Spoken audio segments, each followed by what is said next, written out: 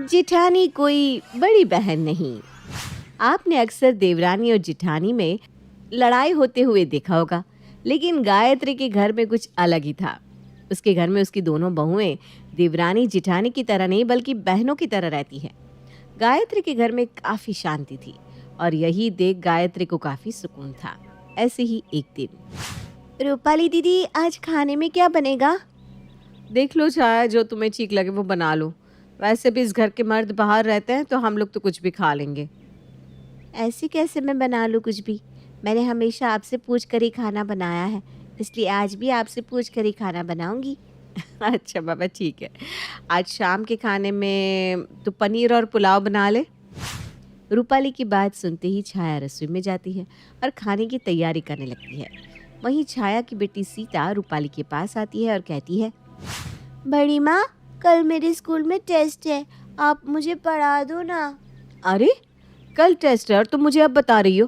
पहले बताना चाहिए था ना। सॉरी बड़ी माँ, पर मुझे लगा ट्यूशन वाली टीचर का समझ में आ जाएगा। सीता की मासूमियत भरी आवाज़ सुनकर रूपाली सीता को अपनी गोद में बिठा लेती है और उसे पढ़ाने लगती है। वहीं दूर किचन से ये सब छाया देखकर मुस्कुरा रही थी। समय गुजरता है और गुजरते समय के साथ उसके घर में काफ़ी शांति रहती, लेकिन ये शांति कब तक रहने वाली थी इसका अंदाज़ा तो किसी को नहीं था।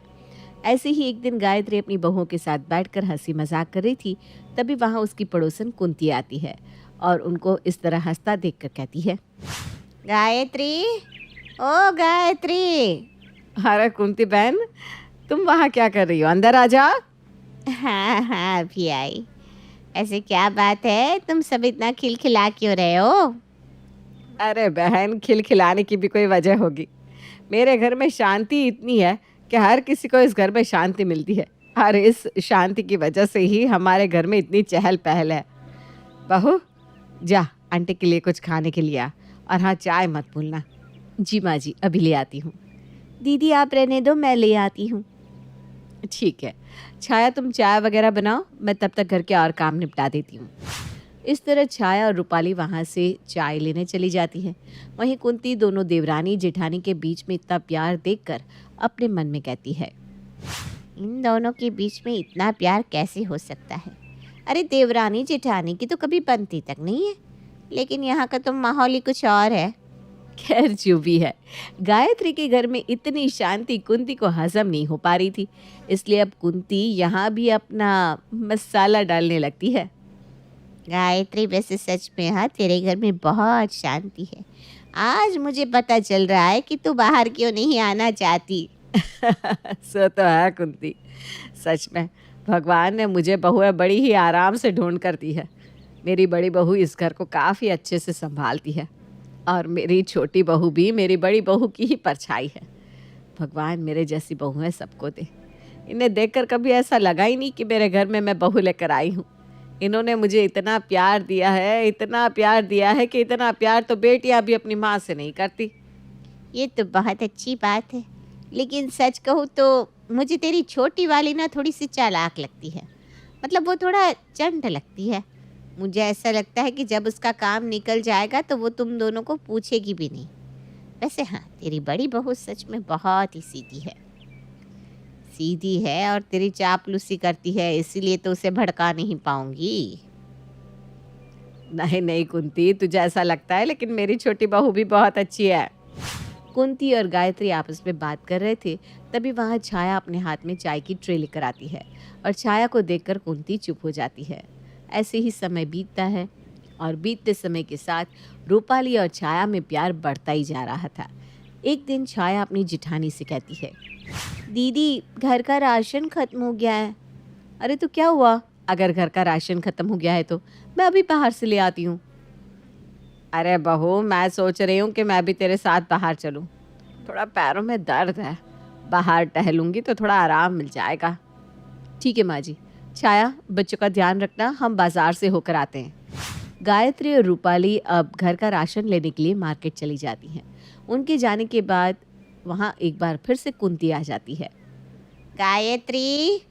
कुंती की आवाज़ सुनकर छाया बाहर आती है और कुंती से कहती है, आंटी जी, माँ जी तो नहीं है।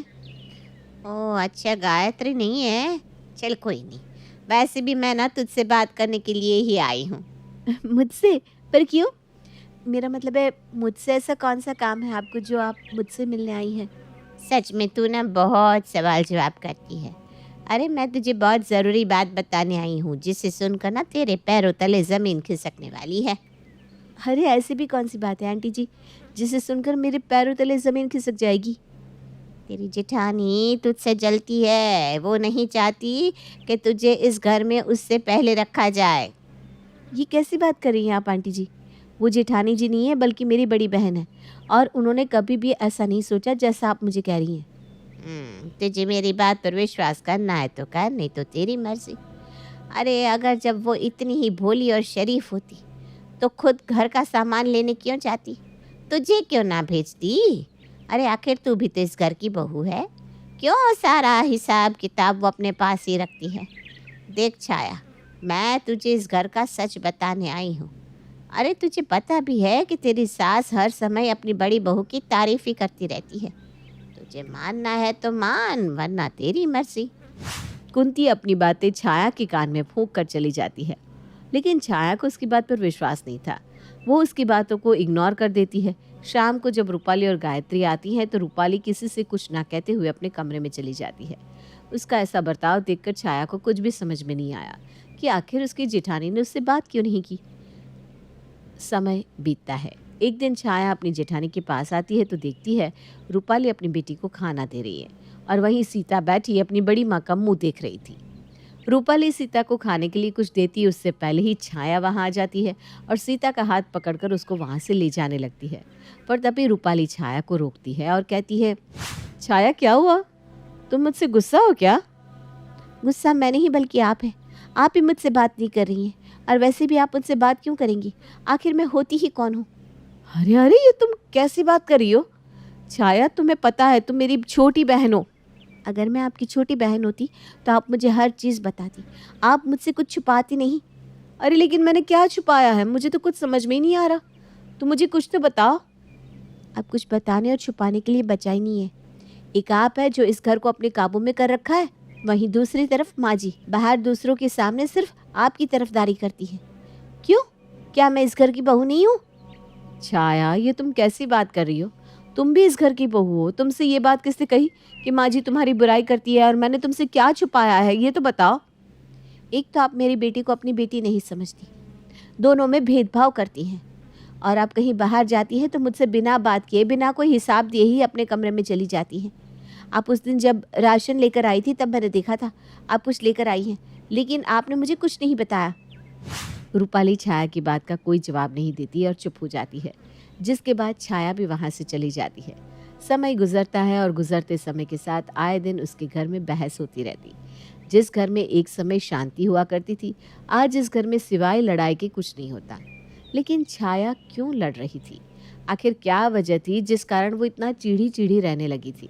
बस यही जानने के लिए रूपाली अपनी सास गायत्री से कहती है, माँ जी, मुझे लगता है हमारी छाया को किसी ने भड़काया है, वरना आज से पहले उसने मुझसे कभी भी बदतमीजी से बात नहीं करी। लेकिन अब उसका बर्ताव पूरी तरह बदल चुका है। इसके पीछे की वजह तो हम लोगों को जाननी होगी। हमें पता लगाना होगा कि आखिर क्या वजह है जो वो इतना गुस्सा करती है, इतना भड़कती है। रूपाली बहू, छाया ऐसी हरकत क्यों कर रही है, इसके पीछे की वजह शायद मुझे पता है। क्या वजह है? मेरा मतलब कौन है जो उसे भड़का रहा है? कुंती कुंती ही है जो उसको भड़का रही होगी, लेकिन वो ऐसा क्यों कर रही है ये पता नहीं। अब ये बात तो कुंती आंटी खुद ही बताएंगी कि आखिर वो छाया को भड़का क्यों रही है। इतना बोलकर रूपाली गुस्से में कुंती के घर जाती है और भड़कते हुए उससे कहती है, कुंती आंटी, आखिर आपने मेरे घर में आग क्यों लगाई? आखिर ऐसी क्या वजह है जो आपने मेरे घर में ऐसी आग लगाई जो शांत होने का नाम ही नहीं ले रही? अरे अरे, तू तो मेरे पर इल्ज़ाम लगाई जा रही है। क्या सबूत है तेरे पास कि मैंने तेरी देवरानी को भड़काया है? मेरी देवरानी खुद एक बड़ा सबूत है। उसने खुद बताया कि आपने उसके कान भरे हैं। रूपाली की बात सुनकर कुंती चुप हो जाती है और थोड़ी देर बाद गुस्से में कहती है, हाँ, मैंने ही तेरी देवरानी को भड़काया है। इसके पीछे की वजह यह है कि मैं तुझसे चिढ़ती हूँ, और इसका जिम्मेदार कोई और नहीं बल्कि खुद तेरी सास है। जब भी मैं इससे मिलने आई हमेशा उस तेरे गुणगान गाती रहती है और मेरी बहू की बुराइयां करती है। ठीक है, मेरी बहू इतनी अच्छी नहीं है, लेकिन मैं तो कभी कुछ नहीं बोलती।